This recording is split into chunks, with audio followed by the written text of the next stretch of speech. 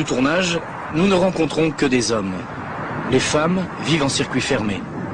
C'est la face cachée de la société. Il n'y a qu'un seul lieu de brassage, un seul espace public ouvert à tous, le mall. Ce centre commercial à l'américaine où l'on trouve de tout, même des femmes. C'est l'heure de la grande prière. Les clientes attendent la réouverture des magasins.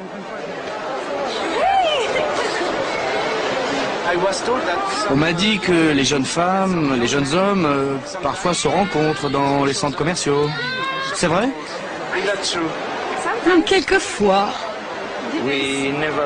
Nous, on l'a pas fait, donc on sait rien de tout ça. Non, c'est très fréquent. Les garçons, vous savez, ils sont très malins. Il faut qu'il n'y ait personne autour de la fille. L'interview s'arrête brutalement. Mohamed, notre guide, nous fait signe. Les hommes de la sécurité nous ont repérés. Tous nos papiers sont en règle, mais rien n'y fait. Fin du tournage.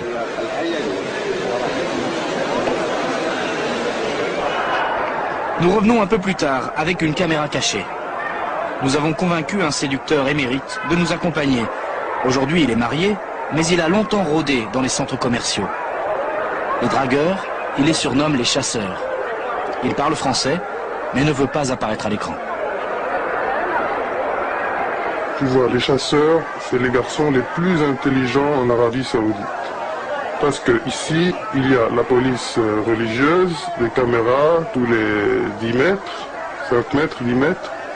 Et il y a aussi les frères et les pères des filles, c'est très risqué. La première méthode, tu prends l'escalier, l'escalator derrière la fille, et tu dis dans ton numéro de téléphone. 20, 42, 80, 80, comme tu veux, ton numéro. Ou alors tu vas au comptoir, dans le magasin, il y a une cloison qui sépare les filles et les garçons. Et toi, tu te penches et tu glisses un petit papier avec ton numéro de téléphone dessus. Et après, si la fille, elle t'appelle, tu peux draguer, tu vas parler des heures avec elle au téléphone. Un très très bon endroit pour les chasseurs, c'est les magasins de CD. Les filles, elles sont seules, elles viennent dans ces magasins, tu sais bien ce qu'elles veulent. C'est bien, ici tu peux les voir. Cet aperçu des approches amoureuses me laisse rêveur. Même couvertes de la tête aux pieds, les jeunes filles se font comprendre d'un simple regard. Les garçons, eux, parviennent à leur fin, malgré toutes les surveillances. Au centre commercial, les jeunes mettent en échec l'apartheid des sexes. Partout ailleurs, la phobie de la mixité domine. Une femme tête nue fait les 100 pas sur sa terrasse, comme une prisonnière en promenade. Les maisons ont 2 entrées séparées. De hauts murs protègent les femmes des regards, ces regards que la religion juge impurs.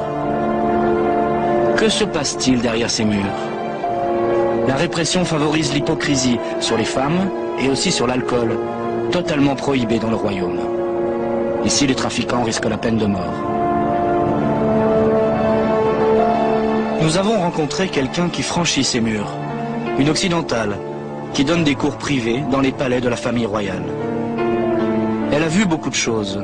Elle parlera, dissimulée derrière l'abaya qu'elle doit porter chaque jour.